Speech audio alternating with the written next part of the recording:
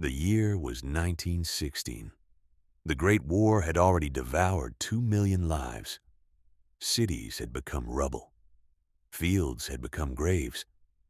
And the border between the living and the dead had become a thin, trembling line of mud called the Western Front. But this story does not begin in a trench. It begins in a kitchen. A small stone kitchen in a village that no longer belonged to France. A woman stood at the window watching German soldiers patrol the street below. Her name was Elise Marchant. She was 34 years old.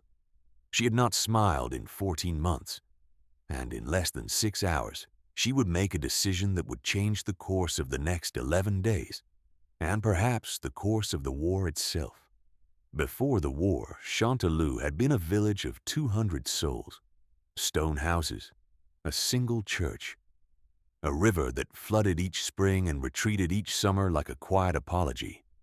Elise had been born here, married here, buried her mother here. In the churchyard beneath a linden tree she still visited each week.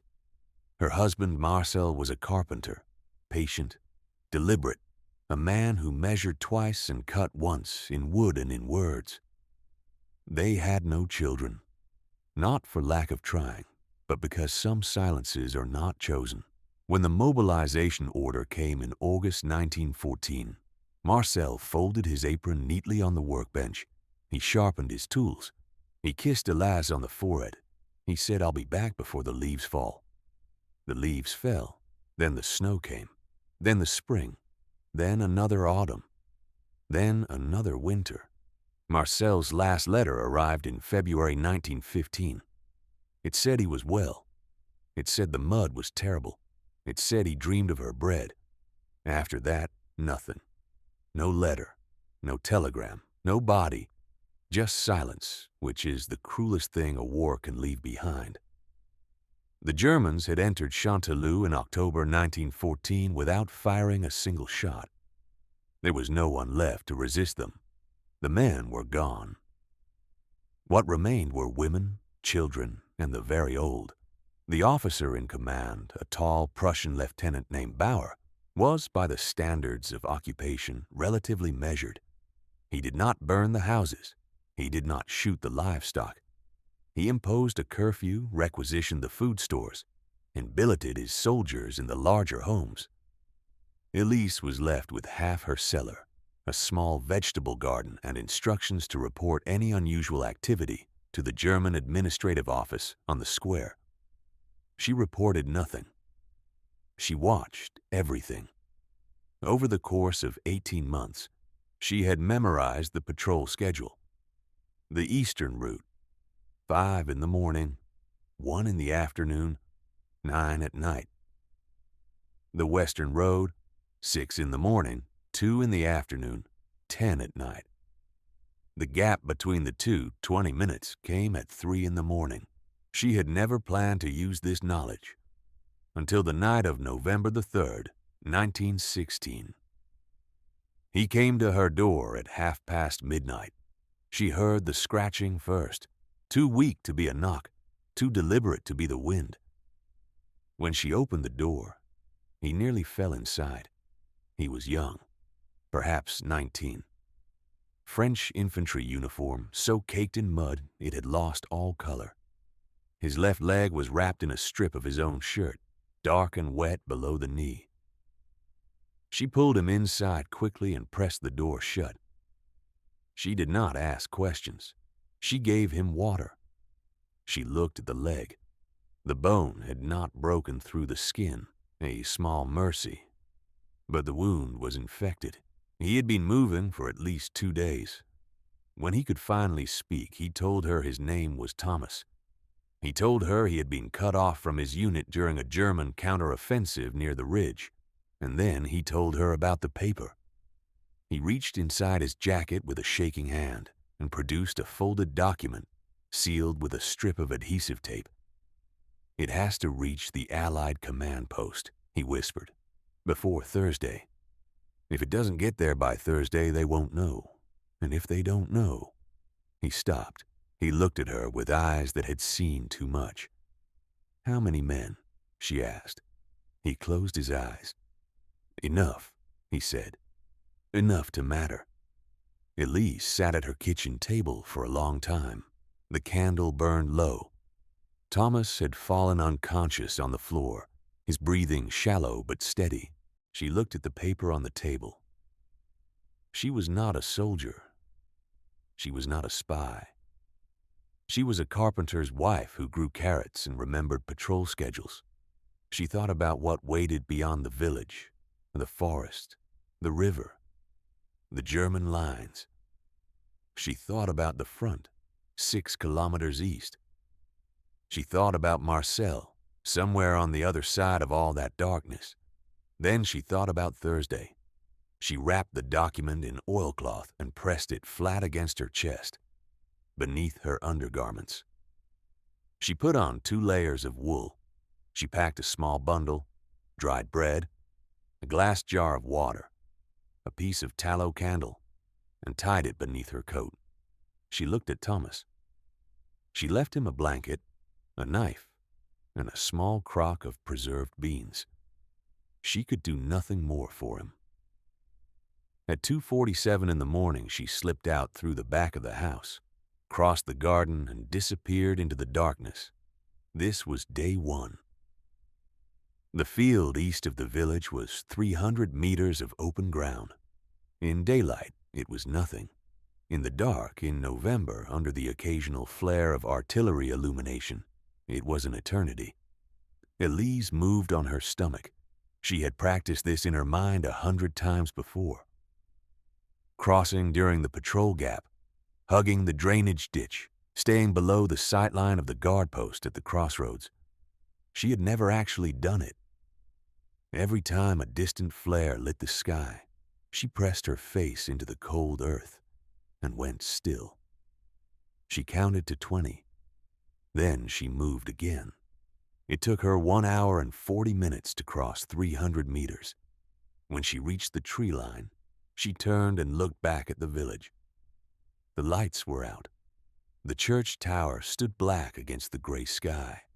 She thought of Marcel's workbench, still in the house, still neat, waiting. She turned and entered the forest. The forest had no name on any map she had ever seen. The locals simply called it La Forêt Noire, the Black Forest, not because of its darkness, but because of the black pines that grew there, so thick and so close that even in summer, the ground beneath them never fully dried. In November, it was something else entirely. The temperature hovered near freezing. The ground was a crust of frost over wet mud that cracked and sucked at her boots with every step. She moved slowly, deliberately. She could not afford a twisted ankle. She could not afford to make noise. On the first night in the forest, the second night since she had left the village, she climbed into the branches of a collapsed beech tree and tried to sleep. She did not sleep. She listened. Sometime around 3 in the morning, she heard them, the distant rhythm of boots on frozen ground, a patrol moving parallel to her position. She counted 4 pairs of footsteps. She counted the seconds between them. She filed it away. When the sound faded, she allowed herself 1 sip of water. Then she waited for dawn. Day 3. She had eaten the last of the bread. The jar of water was half empty. Her feet, inside their wool wrappings, had begun to ache in a way that felt deeper than cold. She was moving northwest, navigating by the position of the sun through the pine canopy, a skill she had learned not from any book, but from years of gathering mushrooms in the forests around Chanteloup. At midday, she heard them before she saw them. Voices, German, close. She went still. 4 soldiers entered the clearing below her. She had climbed into the upper branches of a dead pine at the first sound, a reflex she had not known she possessed until she was already 10 meters off the ground. The soldiers moved slowly.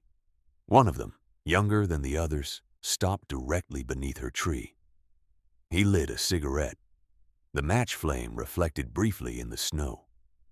He looked up. Elise was as still as the tree itself.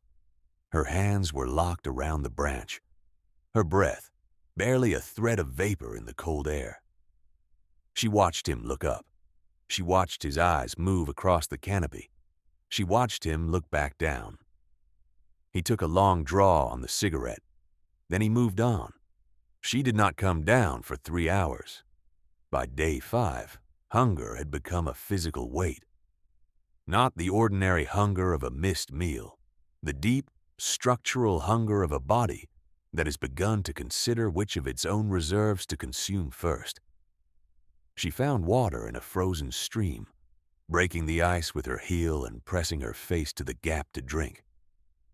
She found a handful of frozen lingonberries on a low bush near a rocky outcropping. She ate them slowly, one by one, making them last. She found nothing else. That night she built the smallest possible fire, a hollow in the snow, cupped with her body, no bigger than 2 hands.